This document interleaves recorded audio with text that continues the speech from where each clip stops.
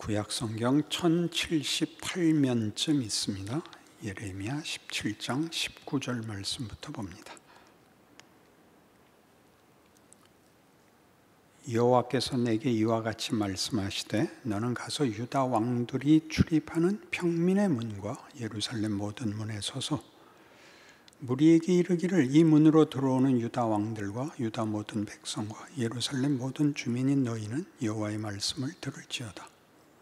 여호와께서 이와 같이 말씀하시되 너희는 스스로 삼가서 안식일에 짐을 지고 예루살렘 문으로 들어오지 말며 안식일에 너희 집에서 짐을 내지 말며 어떤 일이라도 하지 말고 내가 너희 조상들에게 명령함 같이 안식일을 거룩히 할지어다. 그들은 순종하지 아니하며 귀를 기울이지 아니하며 그 목을 곧게 하여 듣지 아니하며 교훈을 받지 아니하였느니라. 여호와의 말씀이니라. 너희가 만일 삼가 나를 순종하여 안식일에 짐을 지고 이 성문으로 들어오지 아니하며 안식일을 거룩히 하여 어떤 일이라도 하지 아니하면 다윗의 왕위에 앉아있는 왕들과 고관들이 병거와 말을 타고 이 성문으로 들어오되 그들과 유다 모든 백성과 예루살렘 주민들이 함께 그리할 것이요 이 성은 영원히 있을 것이며 사람들이 유다 성읍들과 예루살렘에 둘린 곳들과 베냐민 땅과 평지와 산지와 네겝으로부터 와서 번제와 희생과 소제와 유향과 감사 제물을 여호와의 성전에 가져오려니와 그러나 만일 너희가 나를 순종하지 아니하고 안식일을 거룩되게 하지 아니하여 안식일에 짐을 지고 예루살렘 문으로 들어오면 내가 성문에 불을 놓아 예루살렘 궁전을 삼키게 하리니 그 불이 꺼지지 아니하리라 하셨다 할지니라 하시니라. 너희가 안식일을 제대로 지키면 내가 너희들을 지키고 너희를 비록 바벨론에 팔지라도 다시 돌아오게 하며 회복하며 너희와 함께 할 것이며 만일 너희가 안식일을 지키지 않고 안식일에 짐을 지고 오가며 안식일을 불순종한다면 내가 이 성읍을 불로 다 싸지르고 끝까지 지켜보겠다. 이렇게 경고하시는 말씀입니다. 우리는 일견해서 쉽게 읽으면 이 말씀이 모순되어 보이기까지 합니다. 일하지 말고 가만히 있으면 복을 주고 일하고 무엇을 열심을 부리면 내가 심판하겠다. 그렇게 들리니까요. 안식일을 지킨다는 것은 어떤 의미에서 매우 쉽지요. 그날 일하지 말고 편히 쉬어라. 너희만 쉬는 것이 아니라 너희 집안의 종들과 너희 집에 잠시 들른 객이라도 일을 하지 못하게 해라. 그게 안식일이었으니까요. 그런데 왜 이스라엘은 안식일을 범하고 하나님 앞에 이 큰 말하자면 꾸중과 심판을 초래했을까요?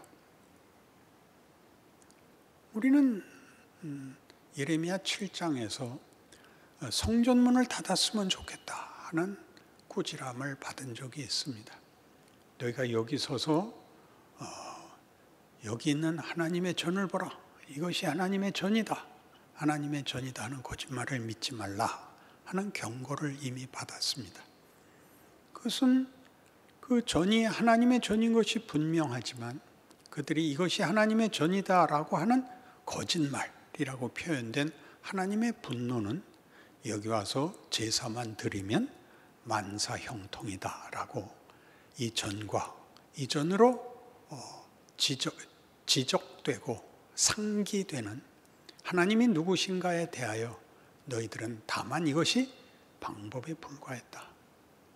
난 그 꼴은 못 본다. 나는 살아있는 하나님이요. 내가 너희에게 원하는 것은 너희의 진심을 바치는 것이고 너희의 삶을, 인생을 바치는 것이었다. 라고 말하는 것이었습니다.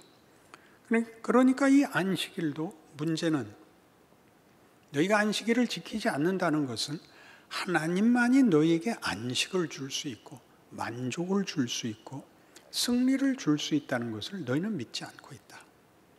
안식일이 아무 소용이 없는 것 같이, 안식일이 하나의 규칙이 아니라 하나님이 누구신가에 대한 가장 중요한 하나의 상징이요 기억해야 할 날이라는 것을 놓치고, 너희는 힘써 너희의 운명과 너희의 행복과 너희의 만족을 너희 손으로 만들려고 한다, 이렇게 꾸짖고 있습니다. 그래서 같은 예레미야 17장 9절에는 그 유명한 말씀이 나오죠. 9절 이하를 제가 읽죠. 만물보다 거짓되고 심히 부패한 것은 마음이라.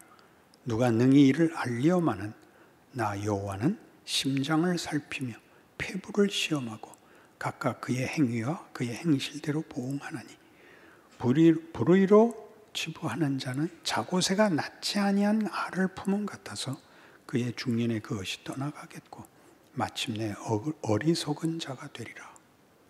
하나님이 성전과 안식일에 대하여 분노하시는 것은 그렇게 함으로써 하나님을 안심시키고 정작 가장 중요한 진심, 진리, 영생, 운명에 관한 것에서는 하나님을 의지하지 않는다라고 이스라엘 백성을 꾸짖고 그리고 심판하고 바벨론으로 넘기셨지요.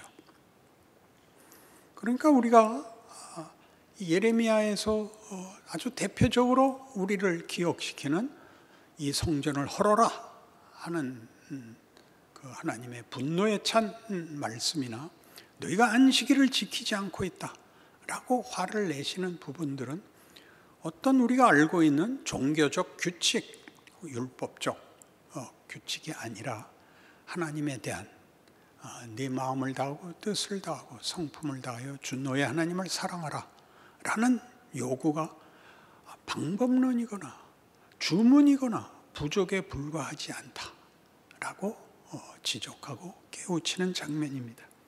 이 문제는 구약 내내 하나님께서 이스라엘과 싸우시는 모든 싸움과 분내심의 핵심되는 내용입니다.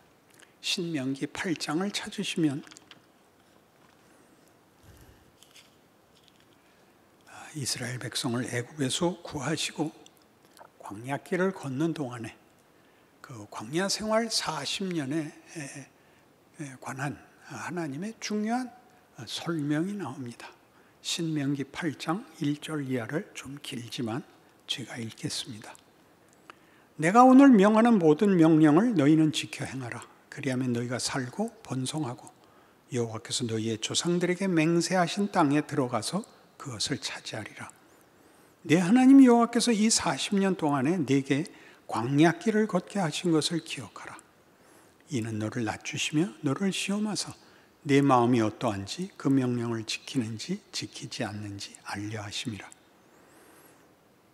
너를 낮추시며 너를 줄이게 하시며 또 너도 알지 못하며 네 조상들도 알지 못하던 만나를 네게 먹이신 것은 사람이 떡으로만 사는 것이 아니요 하나님의 입에서 나오는 모든 말씀으로 사는 줄을 네가 알게 하려 하심이니라. 이 40년 동안에 네 의복이 헤어지지 아니하였고 네 발이 부르트지 아니하였느니라. 너는 사람이 그 아들을 징계함같이 네 하나님 여호와께서 너를 징계하시는 줄 마음에 생각하고 네 하나님 여호와의 명령을 지켜 그의 길을 따라가며 그를 경외할지니라. 네 하나님 여호와께서 너를 아름다운 땅에 이르게 하시나니 그것은 골짜기든지 산지든지 시내와 분천과 샘이 흐르고 밀과 보리의 소산지요 포도와 무화과와 석류와 감람나와 꿀의 소산지라. 네가 먹을 것에 모자람이 없고 네게 아무 부족함이 없는 땅이며 그 땅의 돌은 철이요 산에서는 동을 캘 것이라. 내가 먹어서 배부르고 내 하나님 여호와께서 옥토를 네게 주셨으므로 말미암아 그를 찬송하리라. 이 약속은 이상하게 지켜지지 않습니다. 이런 우리가 충분히 납득할 만한 약속, 그 땅은 젖과 꿀이 흐르는 땅이요 그 산에는 모든 귀한 보배들이 묻혀 있는, 어디에서나 너희가 만족함을 얻을 수 있는 것이다. 그럼에도 불구하고 그들은 가나안 땅에 들어가는 것도 실패했고 그리러 가는 과정에서 그들은 실패합니다. 뭘 실패합니까? 여기서 얘기하는 것 같이 그들은 만나를 먹으면서 메추라기를 먹으면서 반석의 물을 먹으면서 실패합니다. 그들은 이 영광의 자리에 가는 이 과정에서 그들이 진정으로 무슨 시험을 받고 있는지, 무슨 훈련을 받고 있는지는 깨달을 틈도 없이 사사건건 불평하고 거역하고 하나님의 분노를 자초합니다. 무엇이었을까요? 이스라엘 역사 내내 이 일이 반복되니까 우리는 거기서 공통분모를 찾아내야 합니다. 그들은 가나안에 들어가지 못하고 하나님을 거역하고 광야에서 죽었고, 그 땅에 들어가자 우상 섬기고 늘 이웃 나라의 착취와 공격 앞에 무력하게 고난을 받고도 해결하지 못했습니다. 왕을 달라 그래서 열왕의 시대가 시작이 되죠. 사울로 시작하고 다윗에게 하신 약속, 하나님이 이 백성을 통치하시고 복되게 하시고 승리케 하신다는 약속 속에서 이스라엘은 실패합니다. 바벨론 포로가 되죠.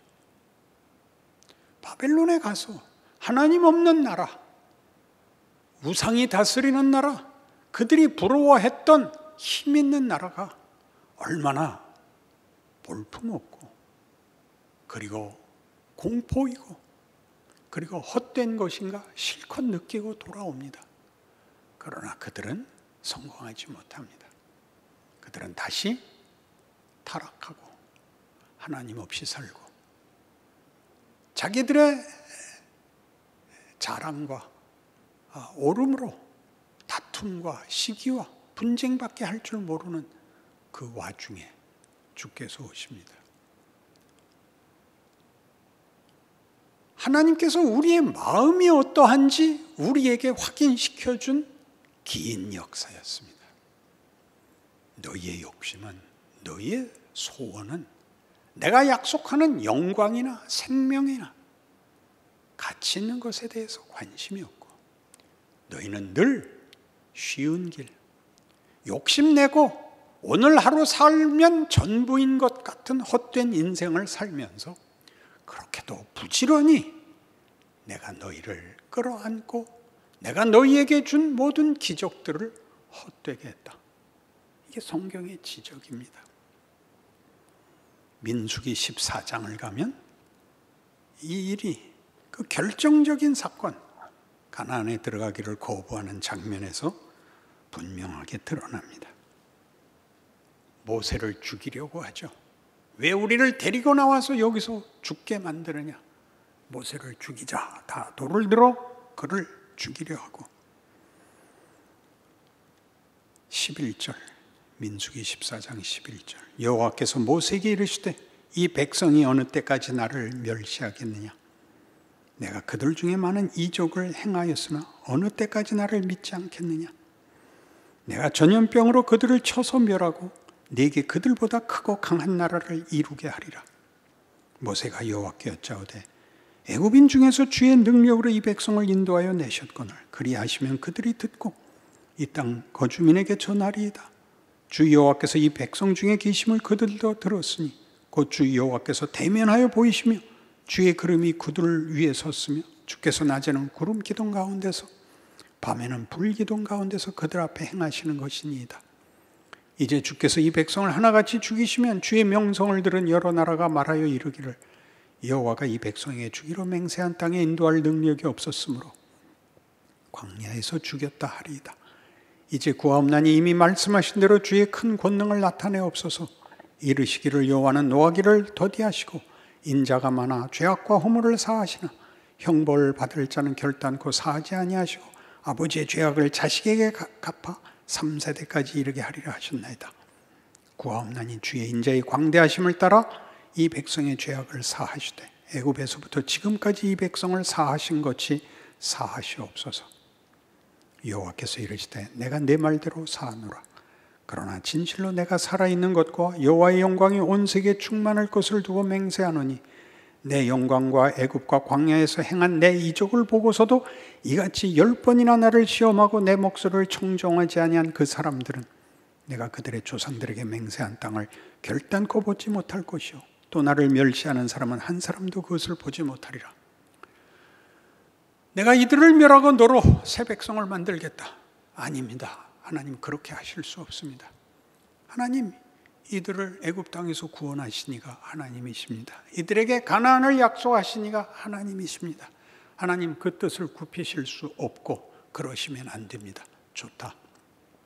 그러나 내 말을 이렇게 끝까지 불순종한 그들은 들여보내줄 수 없다. 그럼 그 다음에 들어간 자들은 순종했나요? 그렇지 않았죠. 여기에 중요한 문제는 순종하지 않아서 못 들어갔다. 이렇게 윤리적으로 율법적으로 기준을 삼아 잘잘못을 논하는 자리가 아니라 가나안 땅에 약속의 땅에 들어가는 것은 그 땅에 들어갈 준비가 되어야 한다.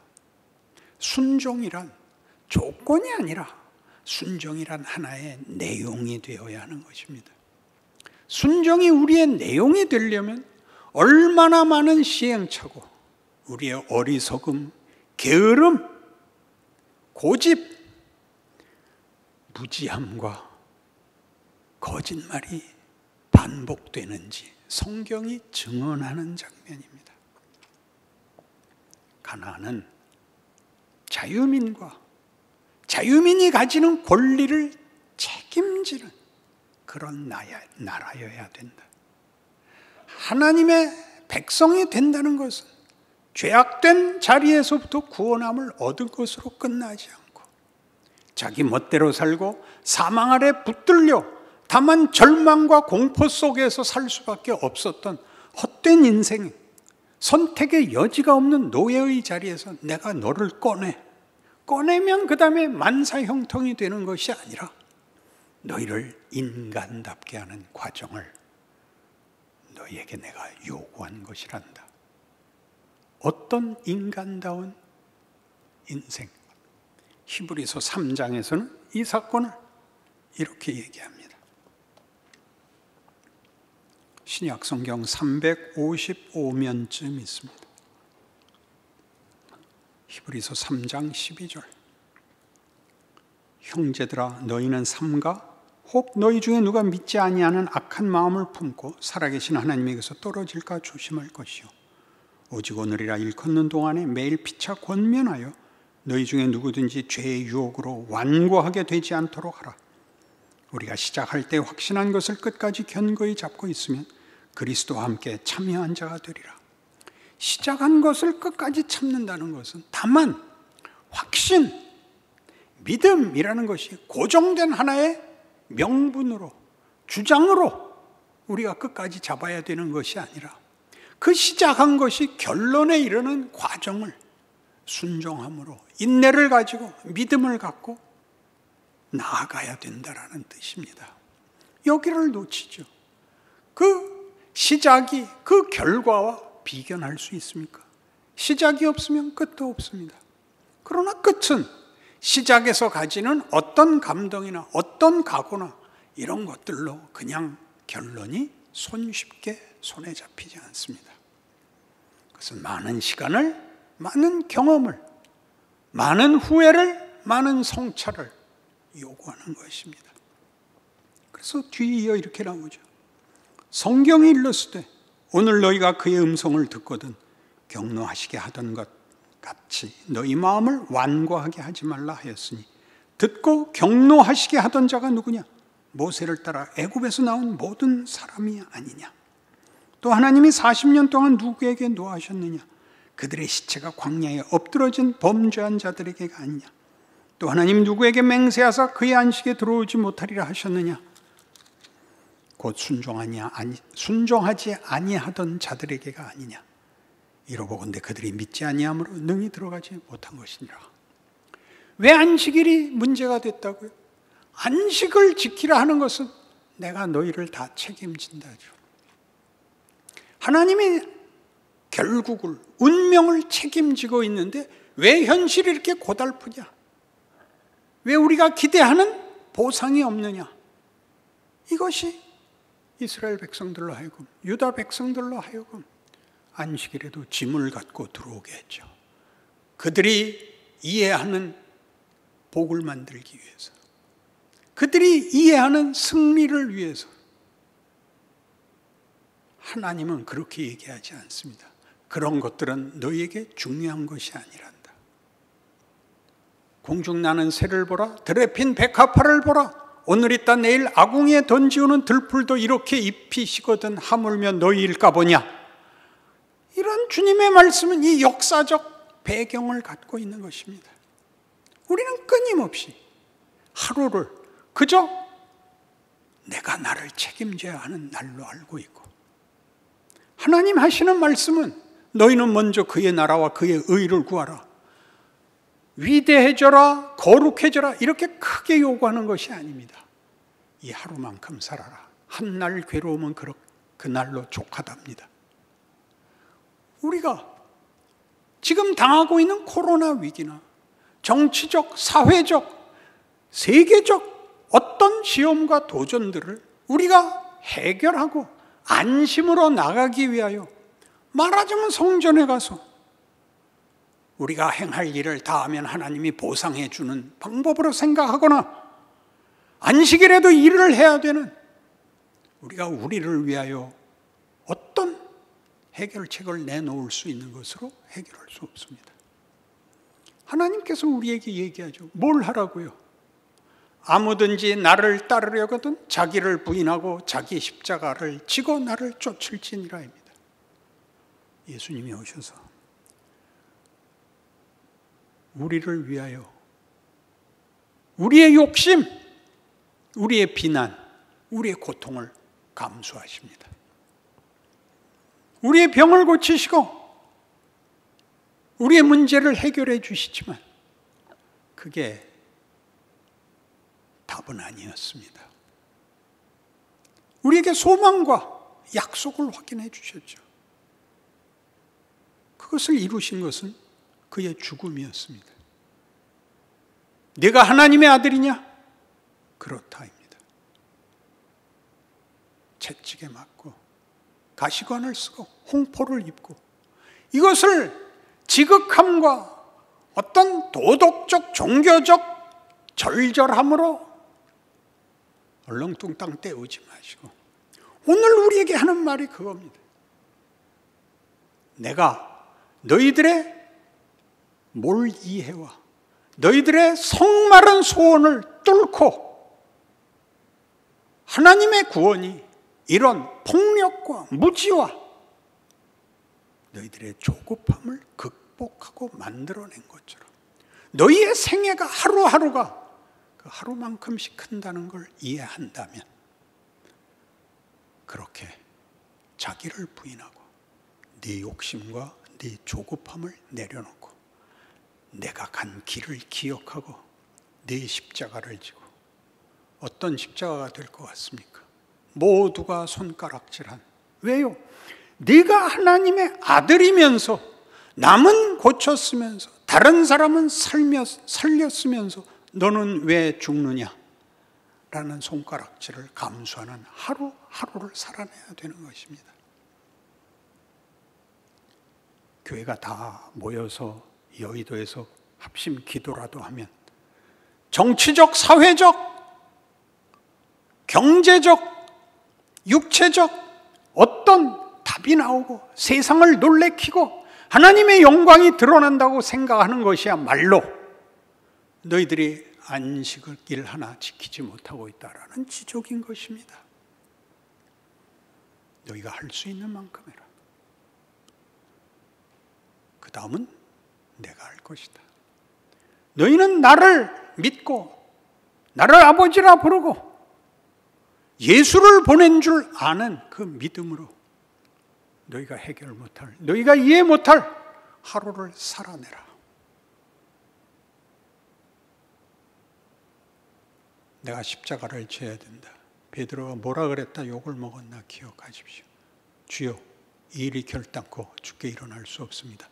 사탄아 물러가라. 기억하십시오. 그러니 이건 고함을 지른다고 해결되는 것도 아니고 확신과 가슴 뭉클한 감동이 필요한 게 아니라 믿음이, 인내를 가져야죠. 충성을 가져야죠. 세상은 모르는, 그러나 우리는 알게 된 예수가 걸은 길을 우리 보고 걸으면 예수께서 영광을 받으신 것 같이 우리의 생애가 그 영광을 향하여 나아가고 그 결국에 이를 거라고 우리가 믿고 있다고 우리가 우리에게 말하고 우리가 우리의 생애 그 길을 걷지 않는다면 그럼 우리가 하는 말이나 우리의 삶은 다 거짓말이 되는 거죠. 누가 알아주겠습니까? 아무도 예수를 이해하지 못했습니다. 아무도 옆에 붙어 있지도 못했습니다. 여러분, 박해를 즐거워하라는 것이 아니라 그것이 얼마나 진지한 하나님의 권능이고 지혜고 우리를 향한, 우리에게 준, 하나님이 인간에게 준 영광이라는 것을 기억한다면 우리는 이 하루를 살아낼 수 있을 것입니다. 이 책임과 이 자랑이, 하루의 기적이 여러분의 삶이 되시고 현실이 되시기를 바랍니다. 기도하십시다. 하나님 아버지, 우리는 주 앞에 부름을 받은 그날부터 영생의 삶을 살며 영광의 인생을 살며 권능의 생애에 들어섰습니다. 우리가 알지 못하면 어찌 증언할 수 있으며 우리가 그 증언의 인생을 기쁨으로 살아내지 못한다면 거기에 무슨 열매가 생기겠습니까? 우리 자신을 위하여 우리와 함께 일하심으로 세상 앞에 세우신 하나님의 약속과 영광을 위하여 충성하는 우리 되게 하사 우리 모두가 절망하는 이 세상에서 죽음이 전부라고 알고 있는 이 불쌍한 세상에서 생명과 진리와 영광의 증인이 되는 그 복된 인생을 살아내게 하사 하나님 영광 받으시고 우리의 오늘 하루하루가 복되게 하옵소서. 예수님 이름으로 기도합니다. 아멘.